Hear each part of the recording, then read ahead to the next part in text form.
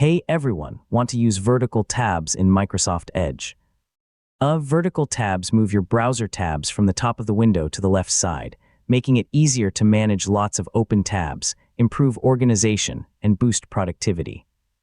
In this full guide, I'll show you how to use vertical tabs in Microsoft Edge in 2026. So let's get started. First, launch Microsoft Edge on your computer. Vertical tabs work especially well when you have many websites open at the same time. Next, click the Turn on Vertical Tabs button near the upper left corner of the browser window. Your tabs will instantly move from the top of the browser to the left sidebar. Now try expanding and collapsing the vertical tabs pane. You can keep it expanded to see full page titles or collapse it to save screen space while still viewing tab icons. With vertical tabs enabled, it's much easier to organize your browsing. You can drag tabs to reorder them, pin important tabs, mute noisy websites, and quickly switch between open pages.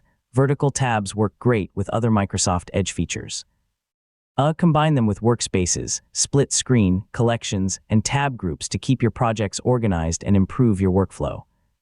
If you ever want to return to the traditional layout, simply click the Turn off Vertical Tabs option. Your tabs will move back to the top of the browser without affecting your open pages. For the best experience, use vertical tabs when working with many open websites. Pin your most important tabs, regularly close unused tabs, and keep Microsoft Edge updated to enjoy the latest features and performance improvements. These simple habits can help you stay organized and productive, and that's how to use vertical tabs in Microsoft Edge in 2026. Whether you're researching, working, studying, or simply browsing with lots of tabs, vertical tabs make it easier to stay organized and focused. Thanks for watching, and I'll see you in the next tutorial.